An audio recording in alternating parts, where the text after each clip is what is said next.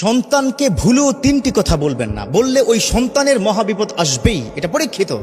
এখানেই শেষ না, অনেক মুহাক্কিক ওলামায়ে কেরাম, অনেক আল্লাহর ওলি নিষেধ করেছেন, খবরদার সন্তানের সাথে এ ধরনের অন্যায় কথা বলা যাবে না।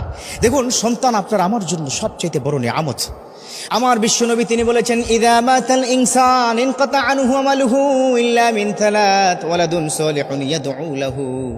যখন দুনিয়া ছেড়ে কোনো মানুষ চলে যায়, তখন ওই সন্তানটা ছাড়া তার আর কিচ্ছু থাকে না। তিনটা জিনিস জীবিত থাকে, তিনটা জিনিস চলমান থাকে। এক নম্বর হচ্ছে নেককার সন্তান, যে সন্তান তার জন্য দোয়া করবে। তো সেই সন্তানকে আপনি তিনটা কথা বলে তার কপালে মহাবিপদ ডেকে আনবেন, এটা কি হয়? একজন মা এত কষ্ট করে সন্তানটাকে পেটে ধারণ করেছে, আহা, এত কষ্ট করে সন্তানকে বড় করেছে, কত রাত ঘুমান নাই, কত রাত খান নাই। সেই সন্তানকে যদি আপনি তিনটি কথা বলেন, সেই সন্তান পর্যায়ক্রমে ধীরে ধীরে সে ধ্বংসের দিকে নিপতিত হয়ে যাবে, মহাবিপদ আসবেই আসবে। আল্লাহ আমাদের হেফাজত করুক। এক নম্বর কথা, সন্তানকে ভুলেও লানত দিবেন না। আমাদের মা বোনদের কিন্তু এই স্বভাবটা আছে। আজকে থেকে আপনারা গিয়া মা বোনদেরকে বুঝাবেন, খবরদার এগুলা করবে না। হুজুর বলেছে নিশ্চিত তার কপালে মহাবিপদ আসবে। কারণ রেদার রব্বি ফি রেদাল ওয়ালিদ, সাখাতার রব্বি ফি সাখাতাল ওয়ালিদ। আমার বিশ্বনবী তিনি কি বলে দিয়েছেন, পিতামাতার সন্তুষ্টি হচ্ছে আল্লাহর সন্তুষ্টি, আর পিতামাতার অসন্তুষ্টি হচ্ছে আল্লাহর সন্তুষ্টি। আপনি অসন্তুষ্ট হয়তো রাগ করে, বা সে কোনো বেয়াদবি কি করে ফেলেছে, অথবা আপনার সামনে মিসবিহেভ করে ফেলেছে, তারপরে যদি আপনি তাকে বলেন, এই পোলাডারে জন্ম দিয়াই ভুল করছি, আছে না নাই, সমাজে আছে না এই কথা বলে, আহারে এই পোলাটা কেন যে হইল, আমার কপাল পোড়া, এত মানুষ মরে, এই পোলা কি মরে না কেন? নাউজুবিল্লাহ, একটা কথা বলে ফেলেছেন, আল্লাহ পর্যন্ত কিন্তু পৌঁছে যাবে। সারা জীবন কান্না করবেন, কাজ হবে না।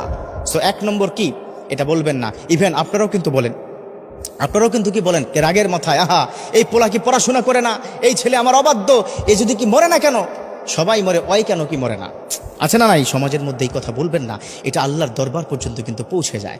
সো এক নম্বর কি, ছেলের প্রতি লানত দেওয়া যাবে না। দুই নম্বর কাজটা কিন্তু আমরা অনেক বেশি পরিমাণে করি। এই দুই নম্বর কাজটি করার কারণে আমার সন্তানটা নষ্ট হচ্ছে, সেটা হচ্ছে সন্তানের সামনে মিথ্যা বলবেন না, বা তাকে মিথ্যা শিখাবেন না। একটা ছোট্ট উদাহরণ দিই, তখন আপনারা ক্লিয়ার হয়ে যাবেন। মানে বাবার কাছ থেকে তার কোনো আঙ্কেল টাকা পাবে, অর্থাৎ বাবার বন্ধু টাকা পাবে। তো টাকা পাওয়ার কারণে প্রায় তাকে ফোন করে, ফোন কি ধরে না, মাঝে মধ্যে কি বাড়িতে আসে। তো একদিন বাড়িতে এসে বললো, এই বন্ধু তুমি কি আছো বাড়িতে, আমার কি টাকাটা আজকে 3 বছর ধরে তুমি কি ঘোরাচ্ছ, কি দিচ্ছ না? তখন ওই ছোট্ট বাচ্চাটাকে তার বাবা শেখায়, গিয়ে বলো যে বাবা ঘরে নাই। কথা কি বুঝতে পেরেছেন? আবার মাঝে মধ্যে কিন্তু এই ক্ষেত্রে আবার উল্টোটাও ঘটে।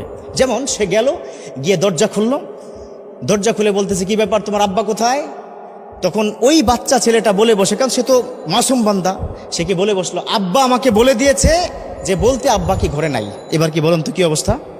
তো এই ধরনের দুর্ঘটনা ওই বাচ্চা যখন বুঝবে যে এই মিথ্যা, এই প্রতারণা করা যায়, তখন সে কিন্তু তার লাইফের বাকি অংশটুকু মিথ্যার উপর প্রতিষ্ঠিত হয়ে যাবে। একবার ওই সন্তানের সামনে যদি আপনি একবার মিথ্যা বলতে পারেন, আর মিথ্যাটা যদি আপনি সত্য মনে করে বলেন, তাহলে তার কপালে মহা বিপদ আসবে, কারণ এই সন্তানটা বিপথে যেতে দেরি হবে না। 3 নম্বর, এটা বর্তমান সময় সবচাইতে বেশি ক্রাইসিস হচ্ছে, বর্তমান সময় ফ্যামিলি ক্রাইসিস। সেটা হচ্ছে হাজব্যান্ড এবং কি ওয়াইফের মধ্যে যখন ঝগড়া হয়, সেই ঝগড়াটা কখনোই আপনার সন্তানের সামনে করবেন না। যদি করেন, আপনার প্রতি অশ্রদ্ধা, আপনার প্রতি ভালোবাসা তার কমে যাবে, আপনার প্রতি যে তার সম্মানটুকু ছিল সেটা নষ্ট হয়ে যাবে। এবং এখানেই শেষ নয়, সে কিন্তু বাইরে গিয়ে তার স্কুল অথবা কলেজ ফ্রেন্ডের কাছে বলবে, কি বলবো, সারাদিন আব্বা আম্মা ঝগড়া করে। এই বিষয়টা যদি তার মধ্যে ইফেক্ট হয়, আপনাকে সে মারতে পর্যন্ত দ্বিধাবোধ করবে না। আছে না, সন্তান তার কি পিতামাতাকে কি মারছে? একটা দুইটা ঘটনা, অসংখ্য ঘটনা এই বাংলার জমিনে আছে। অতএব এই সন্তানের সামনে 3টা জিনিস, 1 নম্বর হচ্ছে সন্তানকে লানত করবেন না, তাহলে কপাল কিন্তু তার খারাপ হয়ে যাবে, খবরদার, তখন কান্না করেও শেষ করতে পারবেন না। 2 নম্বর হচ্ছে সন্তানের সামনে মিথ্যা বলবেন না, আসিদকু ইউযি ওয়াল কিযবু ইহলিক, এই মিথ্যাটা মানুষকে ধ্বংস করে দেয়, সে ধ্বংসের পথে তাকে ডেকে নেবেন না। 3 নম্বর হচ্ছে তার সামনে ঝগড়া করবেন না।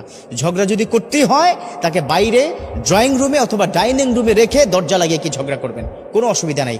এই 3টে জিনিস পারলে জীবনের থেকে ছেড়ে দেন। লানত দেওয়া জীবনের চরে আপনি ছেড়ে দিবেন, মিথ্যা বলা আপনি ছেড়ে দেন, ঝগড়া করো আপনি ছেড়ে দেন।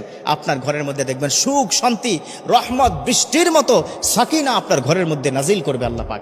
সুখময় একটা জীবন আপনাকে দিবে। আল্লাহ আমাদের প্রত্যেককে বুঝার এবং মানার তৌফিক দান করুক, আমিন।